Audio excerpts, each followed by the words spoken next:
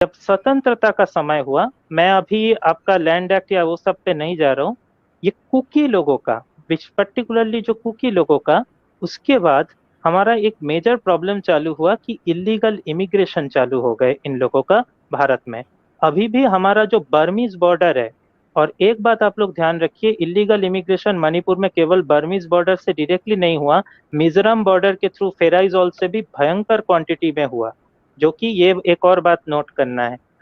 अगर एडमिन जी, अगर आप फ्री हो तो थोड़ा आप एक बार मैप लाइएगा, थोड़ा मणिपुर का। तो ये लोग कुकी लोगों का, कुकी मतलब मणिपुर के हाईवे के साथ जो मैप आपको दिए थे, तो ये जो कुकी लोगों का इलीगल इमिग्रेशन हुआ, इसका एक्सटेंड बहुत ही भयंकर था। ये अनप्रोटेक्टेड जो बॉर्डर्स है हमारे, उस एरिया में, ये जो आप देख रहे हो लाल एरिया मणिपुर का, ये एरिया में आपका बहुत हद तक बॉर्डर में नामो निशान अभी भी सिक्योरिटी का कुछ है नहीं। आधार कार्ड भी ज्यादातर लोग चेक नहीं करते, इतना गंदा हालत है। और मिजोरम का तो छोड़ ही दीजिए, इनके साथ बाद में आते हैं थोड़ा कुकी चीन मिजो जोमी, इनके ट्राइबल रिलेशंस में, जनजाति, सॉरी, जनजाति के रिलेशन में। तो ये जो मणिपुर के बात है, तो ये इलीगल इमिग्रेशन की वजह से इनके पॉपुलेशन लगभग, मतलब 80,000 से 4,48,000 तक पहुंच गए थे 1951 से 2011 सेंसस में। मींस 5.5 टाइम्स राइज, 550%, मतलब आप अगर हिसाब करोगे, इतना हद तक इलीगल इमिग्रेशन हुआ। और इस इलीगल इमिग्रेशन के हिसाब से 1968 का मेरा एक और डॉक्यूमेंट है। तो 1968 में ये जो डॉक्यूमेंट है, इस डॉक्यूमेंट में आपका मेरा जो हम लोगों को दिखता है कि हमारे सरकार को बोला जा रहा है कि ये लोग इलीगल इमिग्रेंट है, इनके बारे में क्या किया जाए, इनको मतलब क्या एक्शन लिया जाए। तो इस पे ये लोग साफ बोल रहे हैं कि इनको पता है ये लोग इलीगल इमिग्रेंट है, लेकिन इनको हटाने के लिए कुछ नहीं किया, उल्टा इनको रिपेट्रिएट किया गया है यहाँ पे। हाँ, ये जो दक्षिण के तरफ है, ये चूराचांदपुर इनका सबसे बड़ा डिस्ट्रिक्ट है।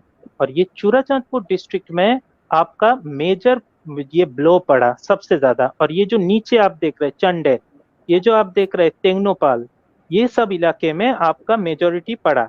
ये बात यहाँ पे था कि ये जो एरिया था चूराचांदपुर, इसमें कुकी लोग जब सेटल हुए, पहला चीज था, इस पे बहुत हद तक फॉरेन इन्फ्लुएंस मिला।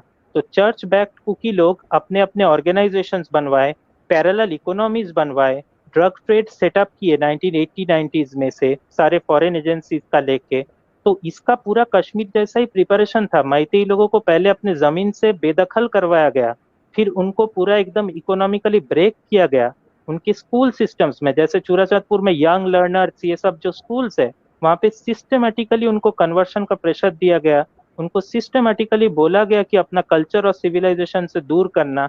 और आप ये बात एक नोट कीजिएगा, हर एक स्कूल में नॉर्थ ईस्ट में स्पेसिफिकली क्रिश्चियंस को क्रिश्चियन की जगह ट्राइबल बोलना सिखाया जाता है स्कूल में। मेरे पास आई विटनेस ऐसे रिकॉर्ड्स है। तो ये भी एक बड़ा भयंकर विषय है।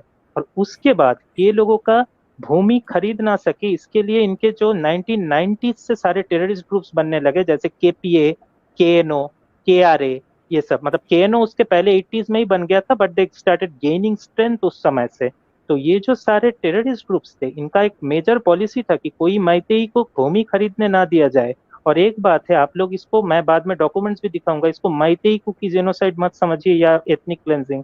यहाँ पे गोरखा के साथ भी एथनिक क्लेंजिंग हो रहा है अभी 2023 के यहाँ पे। तो ये भी एक बहुत बड़ा पॉइंट है। आप लोग इसको केवल कुकी मैतेई मत देखिए, ये हमारे हिंदू सनातन सभ्यता को इरेजर से मिटाया जा रहा है। और ये केवल साउथ की तरफ नहीं, नॉर्थ की तरफ भी, आपके सेनापति कांगोकपी इलाके में भी इसका असर बहुत भयंकर रूप से पड़ रहा है।